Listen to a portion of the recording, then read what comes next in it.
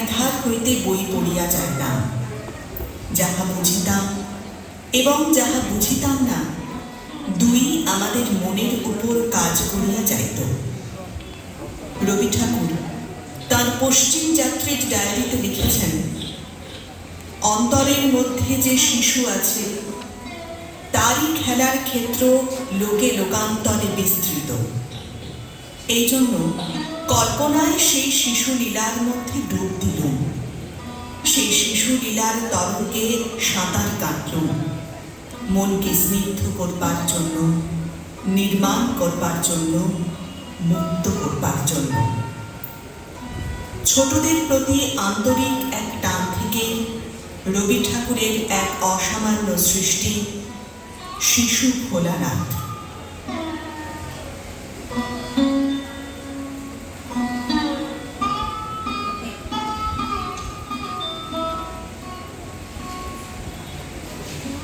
ওরে মোর শিশু ভোলানাথ, তুলি দুই হাত, যেখানে করিস পদপাত, বিষম তাণ্ডবে তোর লণ্ড ভণ্ড হয়ে যায় সব।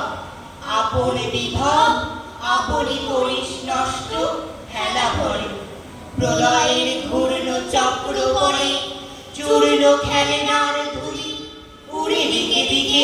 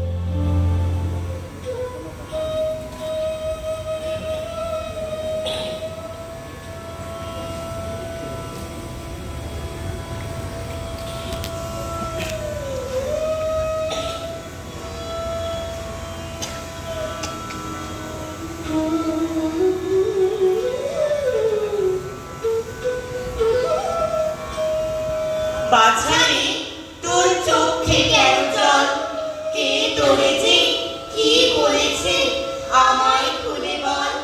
লিখতে গিয়ে হাতে মুখে মেখেছ সব কালি, নোংরা বলে তাই দিয়েছে গালি।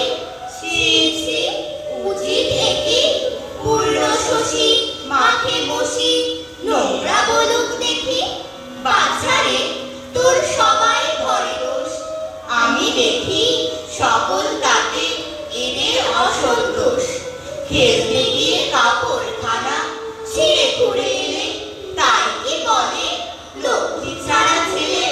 ছি ছি কেমন ধারা, চেরা বেরিয়ে প্রভাত হাসে, সে কি লক্ষ্মী ছাড়া। কান দিও না, তোমায় কে কি বলে, তোমার নামে অপবাদ যে ক্রমেই বেড়ে চলে। মিষ্টি